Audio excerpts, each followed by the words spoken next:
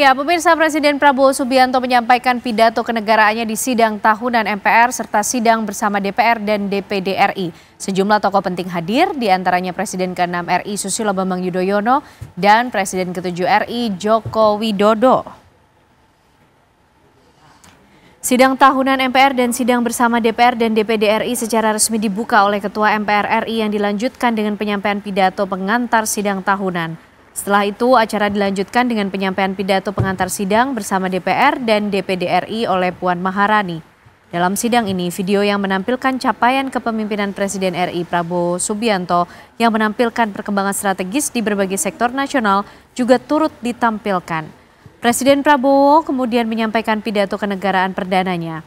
Dalam pidatonya, Prabowo menyampaikan sejumlah capaian dari program prioritasnya, mulai dari makan bergizi gratis, cek kesehatan gratis, hingga sekolah rakyat. Selain itu, Prabowo juga meminta dukungan dari MPR RI dan partai politik dalam upaya memberantas tambang ilegal, dalam upaya mensejahterakan rakyat. Sementara itu, sejumlah tokoh penting hadir dalam rangkaian acara sidang tahunan MPR dan sidang bersama DPR dan DPD tahun 2025.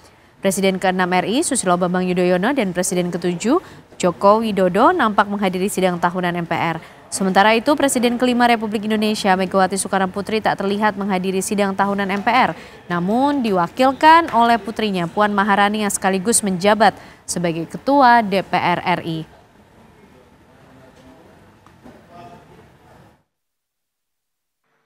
Pada kesempatan yang baik ini, izinkan kami DPR RI menyampaikan apresiasi setinggi-tingginya atas inisiatif Presiden Prabowo Subianto yang dalam waktu singkat telah menyelesaikan atau merespon cepat sejumlah persoalan strategis dan menyentuh langsung kepentingan rakyat. Di antaranya, pencabutan izin tambang di kawasan Geopark Raja Ampat,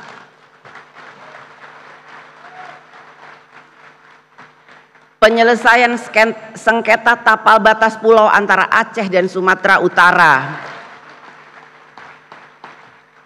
kebijakan pembelian gabah petani dengan harga yang layak,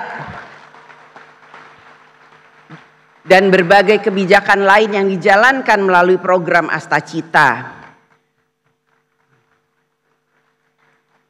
Respon cepat ini patut diapresiasi karena mencerminkan keberpihakan pemerintah pada kepentingan rakyat. Namun akan lebih baik jika langkah-langkah tersebut merupakan hasil dari perencanaan matang dan cermat sehingga menjadi bagian dari kinerja reguler pemerintah.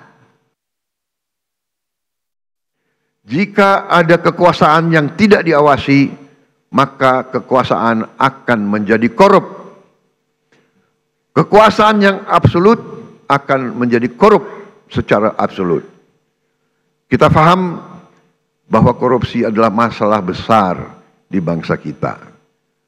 Perilaku korupsi ada di setiap eselon birokrasi kita. Ada di setiap institusi dan organisasi pemerintahan. Perilaku korup ada di BUMN kita. Ada di BUMD kita. Ini bukan fakta yang harus kita tutup-tutupi. Setelah 299 hari saya memimpin pemerintahan eksekutif, saya semakin mengetahui berapa besar tantangan kita. Berapa besar penyelewengan yang ada di lingkungan pemerintahan kita.